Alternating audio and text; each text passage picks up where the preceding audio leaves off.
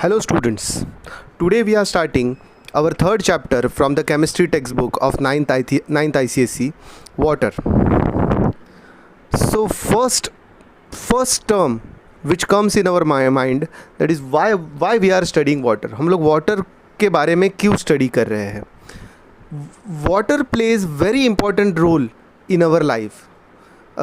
Our day-to-day activities, most of our day-to-day activities depend upon water, as well as industrial activities also depend upon water. इसके अलावा हमारे शरीर के अंदर जो लाइफ प्रोसेसेस होते हैं, those life processes are also depend upon water. Therefore, studying water becomes very important for us. Our first topic is introduction. They have told us that next to air, water is the most important substance for our survival. Obviously, means it is said that we can survive without air for 3 minutes, and without water we can survive for only 3 days. मतलब अगर हमें पानी नहीं मिला तो within 3 days we will die. Roughly 4/5 part of the earth is covered with water, means most of the part of the earth is covered with water. Maximum life is present inside water, means maximum living organisms present on the surface of the earth live in water. So therefore water is important part. उसके अलावा our human body contains 70% of the water. आगे दिया है importance of water. तो water plays an important role in the large number of natural processes, that is whatever processes which take place inside our body, most of the processes require water. Human body as well as other living beings need water for every function they carry out within the cell. Cell के अंदर होने वाले सारे processes, it is required for cooking food, required for production of hydro electricity and transport के लिए water, most of the bulky goods are transported through water. So therefore water is very important for our life. हमारे लिए water बहुत ज़्यादा important है. अभी हम लोग पहले scientific point की तरफ बढ़ते हैं, and that scientific point is occurrence of water. मतलब water कहाँ पे पाया जाता है. On the earth water is found in all 3 states: solid state, liquid state and as well as gaseous state. तो सॉलिड स्टेट में वाटर पाया जाता है ice sheets which are present on the earth, या फिर ice caps, polar ice caps, मतलब north pole south pole में जो आइस कैप्स प्रेजेंट है, and those ice caps are made up of, obviously that is the solid form of water. इसके अलावा snowfall होता है कभी कभी, that is the solid form of water present on the surface of the earth. Next is liquid form of water. Most of the earth is covered with the liquid water. जो सारे oceans है, all the oceans which are surrounding our earth or all the oceans which are present on our earth contains a large amount of liquid water. इसके अलावा जो due पड़ता है या जो रेनफॉल प्रेसिपिटेशन होता है, that contains large amount of water. Next is gaseous state. Gaseous state में water पाया जाता है in the form of water vapor.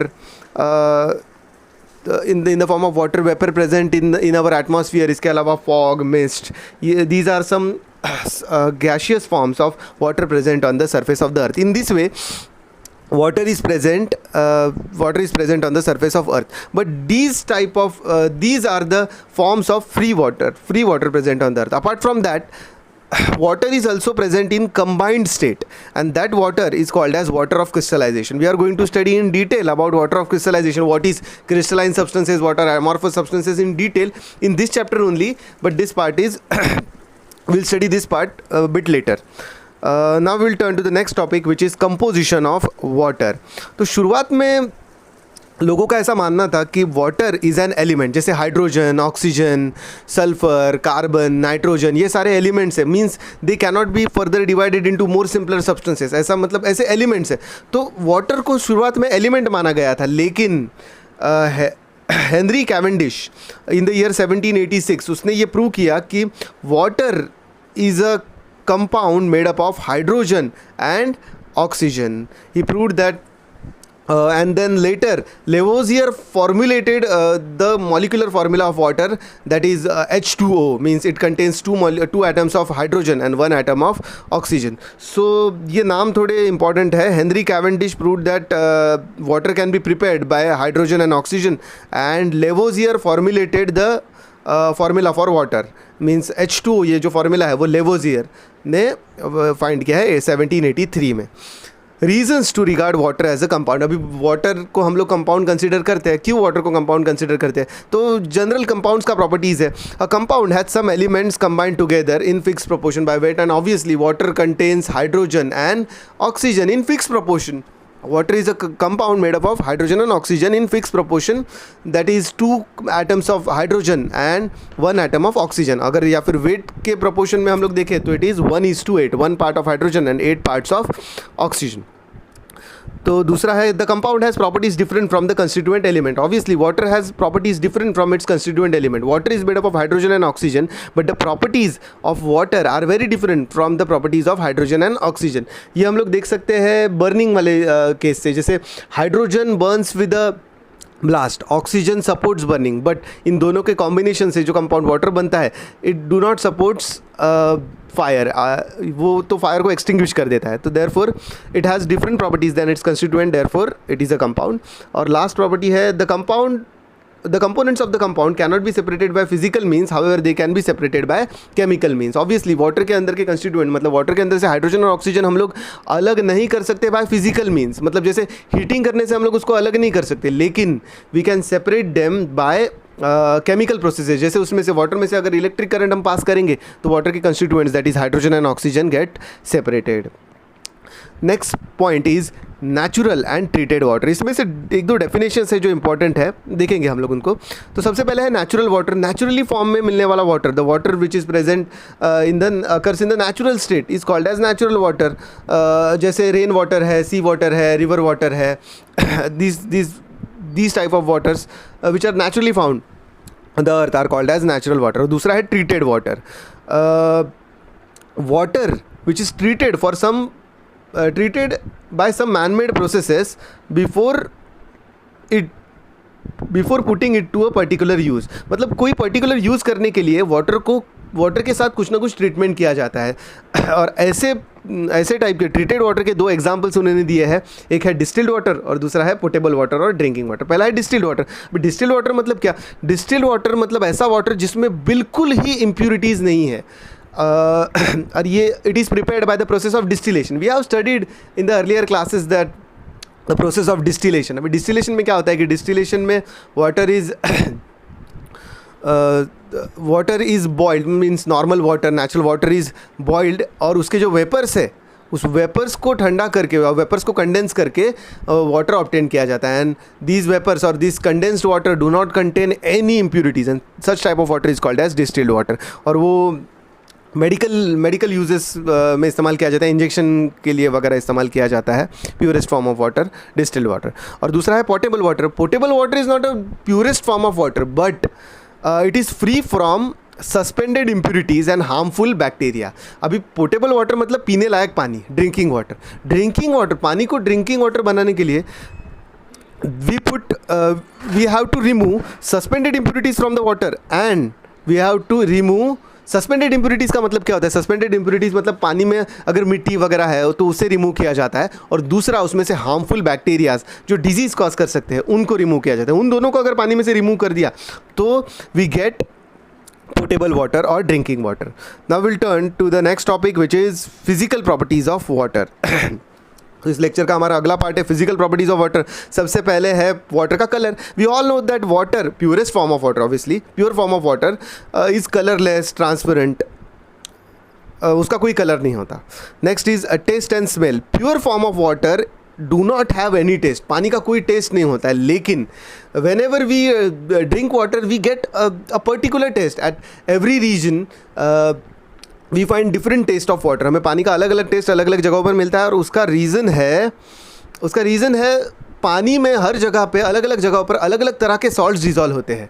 ठीक है, जैसे मैं मुंबई में पानी पीऊँगा तो यहाँ पे जहाँ से भी पानी आता है वहाँ के सॉल्ट्स वहाँ उसमें डिजॉल्व होते हैं. तो देयरफॉर मुंबई के पानी का टेस्ट अलग होता है. अगर मैं किसी दूसरे शहर में जाऊँगा, अगर मैं नागपुर जाऊँगा तो नागपुर के पानी का टेस्ट है वो ज़रा सा अलग होता है. तो इसका रीज़न है the dissolve impurities present in the water, और बाकी तो पानी का its water itself do not have any test.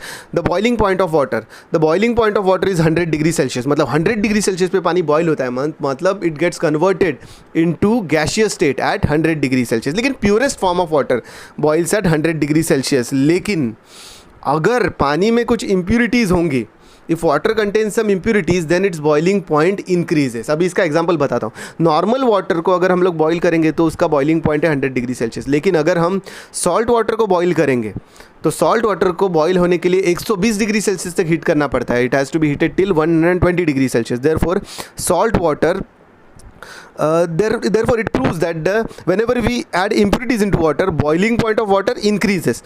अगला पॉइंट है फ्रीजिंग पॉइंट. अभी फ्रीजिंग पॉइंट है वाटर का 0 डिग्री से. We all know that water freezes means water gets converted into solid that is ice at 0 degree Celsius. लेकिन अगर हम water में इम्प्यूरिटीज़ डालेंगे तो उसका फ्रीजिंग पॉइंट है वो कम हो जाता है. अभी ये याद रखना है कि बॉइलिंग पॉइंट है वो इम्प्यूरिटीज़ डालने पर बढ़ जाता है और फ्रीजिंग पॉइंट है वो इम्प्यूरिटीज़ डालने पर कम हो जाता है. मतलब अभी एग्जांपल के लिए लेंगे कि वही वापस एग्जांपल लेते हैं कि salt plus water has a freezing point of -20 degree Celsius. मतलब 0 से वो -20 मतलब रिड्यूस हो जाता है up to -20 degree Celsius because of addition of impurities. Next is change in the state on heating. We all know that water को heat करने पर when we heat water at 100 degree Celsius it changes its state from liquid to gaseous state. लेकिन एक interesting fact यहाँ पे उन्होंने बताया है कि अगर 1 सेंटीमीटर क्यूब मतलब 1 ml 1 ml वाटर 1 ml आप कंसिडर कर सकते हैं. जैसे 1 लीटर आपको पता होता है 1 लीटर कोई भी लिक्विड कितना होता है. 1 लीटर का 1000th पार्ट मतलब 1000 ml मतलब 1 लीटर बनता है. अभी वैसा 1 ml सिर्फ 1 ml only 1 ml of water when boiled or when converted into steam, a steam of 1760 centimeter cube मतलब 1.76 liters of steam is produced. मतलब 1 ml पानी से 1760 सेंटीमीटर क्यूब 1760 ml स्टीम बनता है. मतलब वाटर को जब हम लोग हीट करते हैं या उसको स्टीम में कन्वर्ट करते हैं तो वो बहुत ज़्यादा फैल जाता है. इसके बाद में कुछ हीट रिलेटेड एस्पेक्ट्स बताया but we will study these heat related aspects later on. Next is change in the state on cooling. Whenever water is cooled, it gets converted into ice at 0 degree Celsius. और उन्होंने volume के बारे में भी बताया है कि अगर हम लोग 92 सेंटीमीटर क्यूब ऑफ वाटर मतलब 92 ml पानी को अगर हम लोग फ्रीज़ करेंगे तो 100 सेंटीमीटर क्यूब ऑफ आइस बनता है. इसके लिए आप एक एक्सपेरिमेंट कर सकते हैं हमारे अपने फ्रिज में. क्या करो कि कोई भी पानी लो, पानी का एक ग्लास लो और उसमें वाटर का लेवल जो भी है वो मार्क करके रखो. उसके बाद में उसको आइस बनने के लिए रख दो.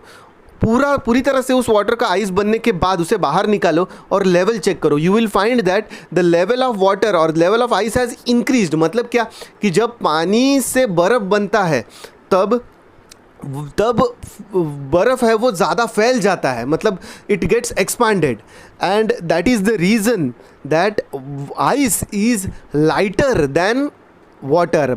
बर्फ़ है वो पानी से हल्का होता है and therefore it floats on the water. We all know that. Next is absorption of fixed amount of heat. ये हीट रिलेटेड एस्पेक्ट है and this we will study later on after studying the heat chapter in the physics. और तब उसके बाद में ये concepts है वो ज़्यादा अच्छी तरह से क्लियर होंगे. तो इसके लिए मैं ये टॉपिक रख रहा हूँ. Next is conduction of heat and electricity. Pure water है वो it is a bad conductor of heat and electricity. मतलब प्योर वाटर में से इलेक्ट्रिसिटी पास नहीं होता है. लेकिन यू विल फाइंड दैट बहुत बार ऐसे देखा जाता है कि अगर गीले हाथों से हम लोग स्विचेस को वगैरह टच करते हैं तब इलेक्ट्रिक करंट वो हमें इलेक्ट्रिक शॉक वगैरह लगता है. मतलब पानी के अंदर से इलेक्ट्रिक करंट लग रहा है. तो इसका रीज़न क्या है? बिकॉज नॉर्मली जब हमारे हाथ गीले होते हैं तो हमारे पास जो भी नॉर्मली वाटर के सैंपल्स प्रेजेंट होते हैं दो सैंपल्स कंटेन डिजॉल्व्ड सॉल्ट. मतलब पानी में अगर डिजॉल्व्ड सॉल्ट रहेंगे या फिर डिजॉल्व्ड इम्प्यूरिटीज़ रहेंगे तब वो इलेक्ट्रिसिटी को कंडक्ट करता है. लेकिन अगर प्योरेस्ट फॉर्म ऑफ वाटर है, डिस्टिल्ड वाटर है, तो वो बिल्कुल इलेक्ट्रिसिटी को कंडक्ट नहीं करता है. Next is solvent properties of water. Water is a polar covalent compound. इसके बारे में भी हम अभी तो इतना डिटेल में स्टडी नहीं कर सकते, लेकिन एक जनरल हम लोग याद रख सकते हैं कि water is a very good solvent. मतलब ये सभी चीज़ों को डिसॉल्व कर देता है एंड ये सभी चीज़ों को डिसॉल्व कर देता है और ये it is called as universal solvent. Next is experiment to show the presence of dissolved solid in tap water. अभी ये पूरा एक्सपेरिमेंट मैं एक्सप्लेन नहीं करूँगा, लेकिन see the diagram. In this diagram there is a watch glass, and inside the watch glass they have kept some water, and it is heated with the help of an heating arrangement.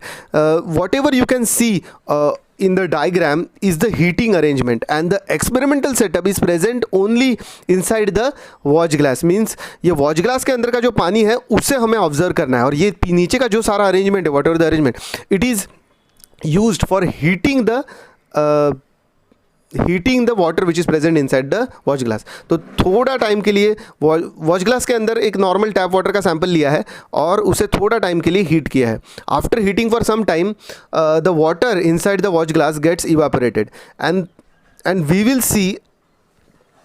Will see an arrangement which is shown in the adjacent diagram. हमें ऐसे कुछ patterns दिखाई देंगे which are present in the diagram.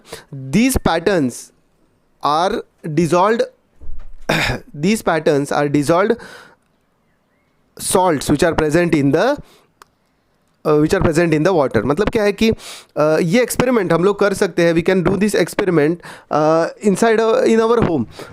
Take a very hot pan, and on that hot pan add some water droplets. And you will see some white spots on the pan after the evaporation of the water. So those white spots are the dissolved salts which are present in the tap water. This proves that water contains dissolved salts. दूसरा है, next है experiment to show presence of dissolved gases in the water. इसके लिए एक experiment किया है. They have took some tap water and that tap water is heated, and after heating with the help of a delivery tube, whatever gases which are releasing from the tap water are collected, and we will find that water contains a lot of dissolved gases. तो यहाँ पे नीचे एक table दिया है और उस table में उन्होंने पानी के अंदर कौन से गैसेस कितने अमाउंट में डिज़ोल्व होते हैं वो बताया है. तो you can see that oxygen percentage in the air, normally air में 21% ऑक्सीजन होता है, लेकिन पानी के अंदर अराउंड 30 to 34% ऑक्सीजन डिजॉल्व होता है. नाइट्रोजन 78% एयर में प्रेजेंट होता है, लेकिन पानी के अंदर अराउंड 65% नाइट्रोजन डिजॉल्व होता है. कार्बन डाइऑक्साइड एयर के अंदर 0.03% होता है, और वही पानी के अंदर 0.06% कार्बन डाइऑक्साइड है वो डिजॉल्व होता है. अभी ये डिजॉल्व गैसेस का क्या यूज़ है? What is the importance of dissolved gases in the in the water? तो सबसे पहला है the first use of dissolved oxygen in the water. पानी में जो ऑक्सीजन डिजॉल्व होता है उसका क्या यूज़ है? तो ऑब्वियसली पानी में ऑक्सीजन जो डिजॉल्व होता है, पानी के अंदर जो ऑर्गेनिजम्स होते हैं जैसे फिशेस है और बाकी सब पानी के अंदर के लिविंग एनिमल्स है, they all requires oxygen for their respiration. तो जैसे हम लोग हवा के अंदर का ऑक्सीजन यूज़ करते हैं for the respiration, fishes inside the water use dissolved oxygen in the water. So therefore that is the use of the dissolved oxygen. इसके अलावा water purifier means oxygen which is dissolved in the water improves the quality of the water. अगर कोई पानी अगर रुका हुआ रहेगा तो उसमें कुछ एनेरोबिक बैक्टीरियाज का ग्रोथ होता है, और those anaerobic bacteria degrade the quality of the water. तुमने देखा होगा कि कहीं पे रुका हुआ पानी है तो उसको धीरे धीरे स्मेल आने लगता है और वो उसका क्वालिटी बहुत ख़राब हो जाता है, और उसका रीज़न होता है कि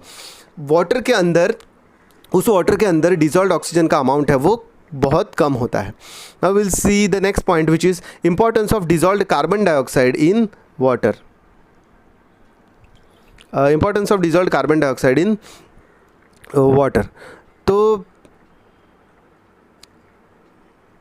ऑब्वियसली जैसे हवा के अंदर जो कार्बन डाइऑक्साइड होता है, हवा के अंदर का कार्बन डाइऑक्साइड है that is used by the plants for the process of photosynthesis.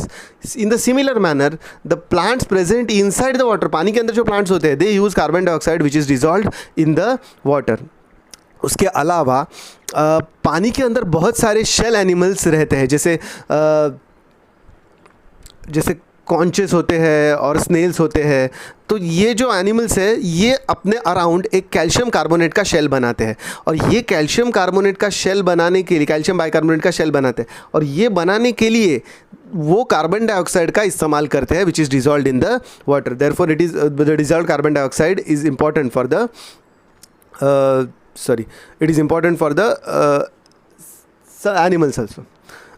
Effects of temperature on the solubility of the air in the water. अब ये बहुत कॉमन है और इसके लिए एक एग्जांपल, मतलब ये रीड करने से अच्छा मैं एक प्रॉपर एग्जांपल बताता हूँ कि अगर हम लोग टेम्परेचर बढ़ाएंगे तो पानी के अंदर जो डिजॉल्व गैसेस है वो कम होते जाते हैं. We all know that whenever we heat the water up to 100 degree Celsius water start to boil. वो पानी है वो बॉयल होने लगता है. अभी बॉयल होता है तो क्या होता है, जब पानी बॉयल होता है तो उसके अंदर जो डिजॉल्व गैसेस है, पानी के अंदर जो डिजॉल्व ऑक्सीजन है, पानी के अंदर डिजॉल्व कार्बन डाइऑक्साइड है, वो सारे गैसेस है वो धीरे धीरे धीरे धीरे बबल्स के फॉर्म में बाहर निकलने लगते हैं. This proves that whenever we heat the water, whenever we increase the temperature of the water, the amount of dissolved gases goes on decreasing. पानी के अंदर के जो dissolved gases है वो कम होने लगते हैं और वो बबल्स के फॉर्म में बाहर निकलने लगते हैं. नेक्स्ट है effect of pressure on the solubility of air और गैसेस इन द वाटर. इसके लिए एक बहुत इंटरेस्टिंग एग्जांपल हमें देखना है, that is the example of soda water bottle. हम सभी ने पेप्सी, कोका कोला या स्प्राइट, ये सोडा के बॉटल हम लोग हमेशा पीते हैं.